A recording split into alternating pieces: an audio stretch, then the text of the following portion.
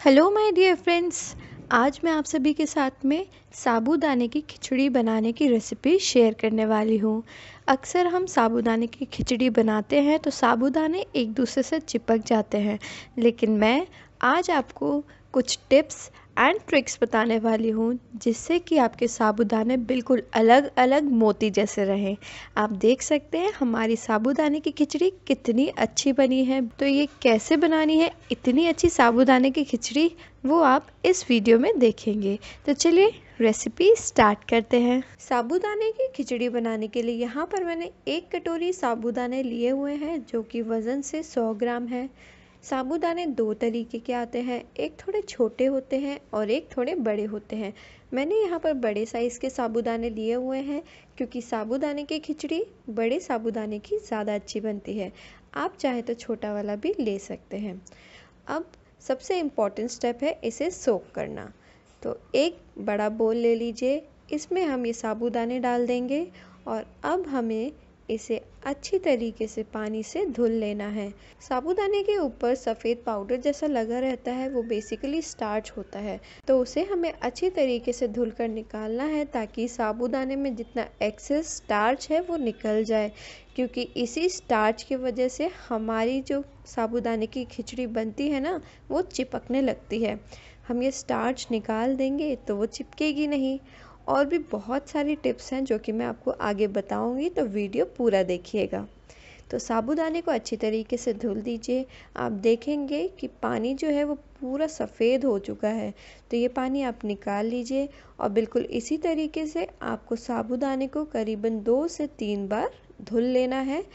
तब तक धुलना है जब तक पानी बिल्कुल ट्रांसपेरेंट ना निकल कर आए। तो यहाँ पर मैंने साबूदाने को करीबन 2 से 3 बार धुल लिया है और आप देख सकते हैं पानी बिल्कुल ट्रांसपेरेंट निकल कर आया है। तो अब हम ये पानी हटा देंगे। ये मैंने पानी हटा दिया है साबूदाने से और अब मैंने साबूदाने को ना एक छोटे बोल में ट्रांसफ़र कर लिया है ताकि अब जो हम स्टेप करने वाले हैं वो मैं आपको ईज़िली एक्सप्लेन कर सकूँ। अब साबूदाने को एक छोटे बोल में ट्रांसफ़र करने के बाद साबूदाने को आप लेवल आउट कर लीजिए ताकि उसका स्तर सेम रहे, और उसमें हम थोड़ा सा पानी डालेंगे। पानी सिर्फ उतना ही डालेंगे ताकि हमारे साबूदाने जो है वो डूब जाएं। पानी साबूदाने के ऊपर नहीं होना चाहिए, बस जहाँ तक हमारे साबूदाने हैं ना बस वहीं तक होना चाहिए। अगर हमने इसमें ज़्यादा पानी डाल दिया तो हमारे ये जो साबूदाने हैं वो गीले गीले रहेंगे और फिर साबूदाने की खिचड़ी चिपक जाएगी। और अगर आपके पास टाइम नहीं है साबूदाने को भिगोने का बहुत ज़्यादा, तो आप क्या करें, गुनगुने पानी का इस्तेमाल करें तो 2 घंटे में साबूदाने अच्छी तरीके से फूल जाते हैं। साबूदाने को फुलाने के लिए हमेशा ही उसे ढक कर रखें तो वो अच्छी तरीके से फूलते हैं और जल्दी फूल जाते हैं। तो इसे हम करीबन 2 घंटे के लिए छोड़ देते हैं। तब तक हम अपनी बाकी की तैयारी कर लेते हैं। तो यहाँ पर मैंने एक पैन ले लिया है, इसमें मैं डाल दूँगी मूंगफली, क्योंकि हमें मूंगफली को रोस्ट करना है। तो मैं यहाँ पर करीबन 2 मुट्ठी के लगभग मूंगफली यूज़ कर रही हूँ और इसे अच्छी तरीके से रोस्ट कर लीजिए ताकि इसका कच्चापन चला जाए। और ये मूंगफली अच्छी तरीके से रोस्ट हो चुकी है, तो अब मैं इसे ग्राइंडिंग जार में डाल दूँगी और अब हम मूंगफली को पीस लेंगे। इसे हमें ज़्यादा महीन नहीं पीसना है, दरदरा ही पीसना है। आप देख सकते हैं मैंने किस तरीके से पीसा हुआ है। ज़्यादा महीन पीसेंगे तो अच्छा नहीं लगता और ज़्यादा बड़े भी पीसेस रहेंगे तो भी नहीं अच्छे लगते। ये यहाँ पर मूंगफली हमने पीस ली है और ये बिल्कुल रेडी है। अब मैंने यहाँ पर बाकी की तैयारी भी करके रखी हुई है। तो यहाँ पर एक प्लेट में मैंने 2 छोटे उबले हुए आलू को क्यूब साइज़ में कट कर लिया है। ज़्यादा छोटा नहीं कट करें क्योंकि उबले हुए हैं। अगर आप कच्चे आलू इस्तेमाल कर रहे हैं तो थोड़ा छोटा कट करें। एक मिर्च को बारीक कट करके रखा हुआ है। यहाँ पर मैंने थोड़ी सी मीठी नीम ली हुई है। यहाँ पर जो मैंने मीठी नीम यूज़ की है ये मैंने सुखा कर रखी हुई है, तो मैंने वो यूज़ कर रही हूँ। अगर आपके पास फ्रेश है तो आप उन्हें भी यूज़ कर सकते हैं। थोड़ा सा जीरा यूज़ कर रही हूँ, 1 छोटी चम्मच, और थोड़ी सी बारीक कटी हुई हरी धनिया पत्ती। अब 2 घंटे हो चुके हैं, हमारे साबूदाने भी बिल्कुल अच्छे तरीके से फूल चुके हैं और आप देख सकते हैं बिल्कुल अलग अलग हैं साबूदाने, सूखे हुए हैं, गीले नहीं हैं। अगर आपको लगे कि बहुत सारा मॉइस्चर है आपके साबूदाने में, तो साबूदाने वैसे नहीं होने चाहिए, क्योंकि अगर ज़्यादा मॉइस्चर रहेगा ना साबूदाने में तो आपकी साबूदाने की खिचड़ी चिपक जाएगी। तो चलिए मैं आपको दिखाती हूँ कि आपके साबूदाने कैसे नहीं होने चाहिए।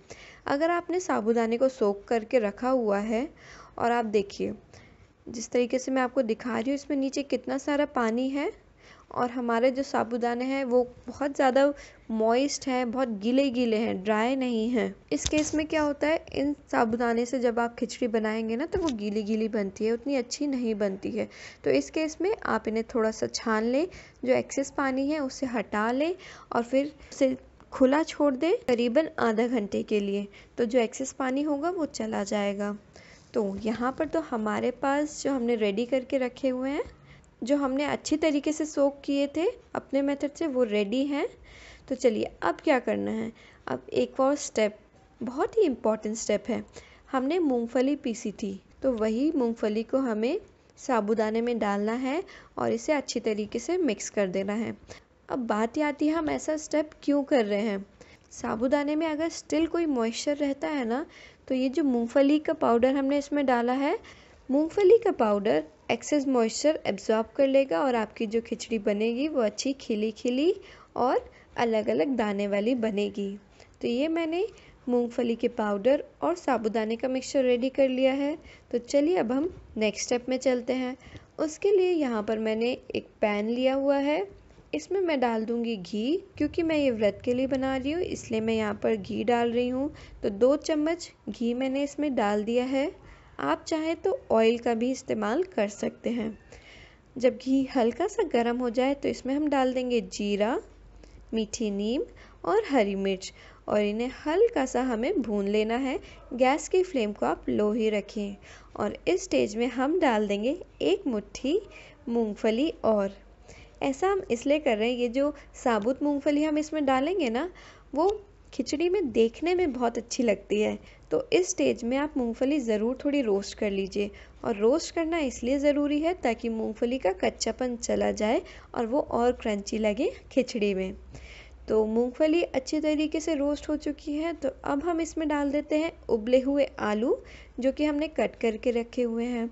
अगर आप कच्चे आलू डालना चाहते हैं तो कच्चे आलू को थोड़ा छोटा कट कीजिए ताकि वो आसानी से पक सकें। तो धीमी आंच में ही हम इसे 5 से 6 मिनट के लिए रोस्ट करेंगे। तो मैं इसे ढककर रख देती हूँ अब। तो 5 मिनट हो चुके हैं, मैंने बीच में एक बारी खोल के चला दिया था और ये देखिए आलू भी अच्छी तरीके से रोस्ट हो गए हैं। आलू के ऊपर ना आप देखेंगे हल्का सा येलोइश टिंच आ गया है।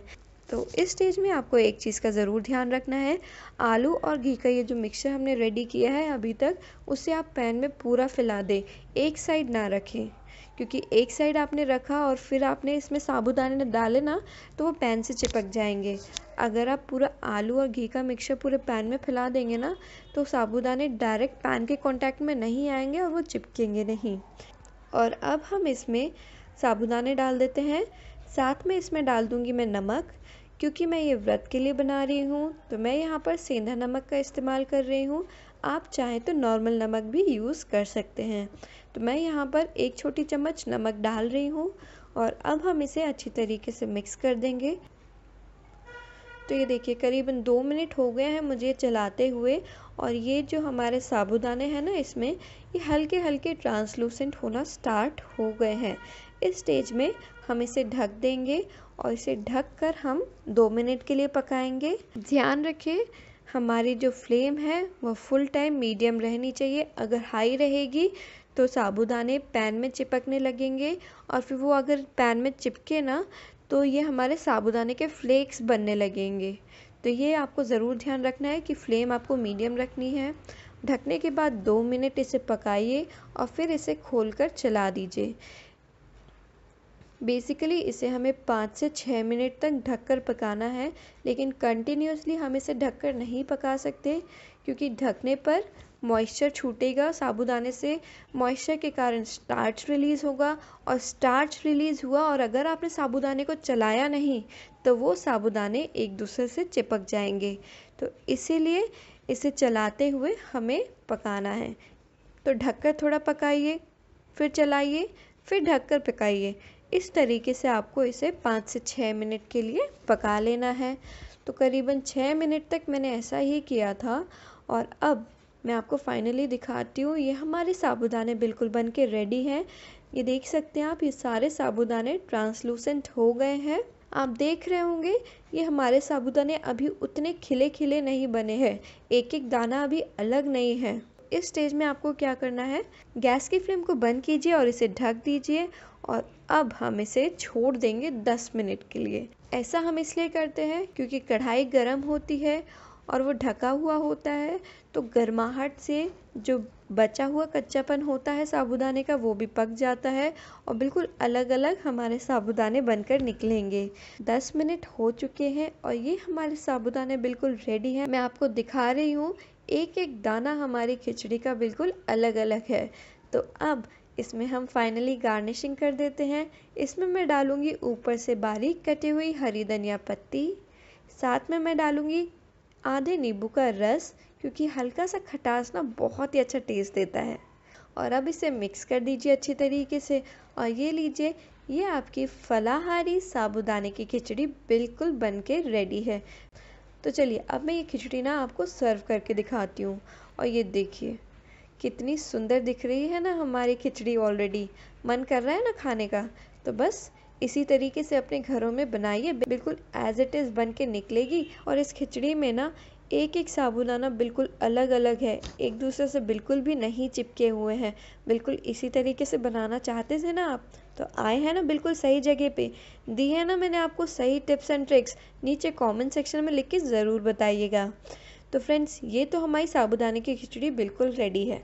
लेकिन कई बार ऐसा होता है कि हम जब बनाते हैं हम तुरंत नहीं खाते हैं, वो हम रख देते हैं कि बाद में खाएंगे। लेकिन बाद में जब खाने की बारी आती है तो वो ठंडे हो जाते हैं और जब हम उसे गर्म करते हैं तो वो कड़क कड़क हो जाती है।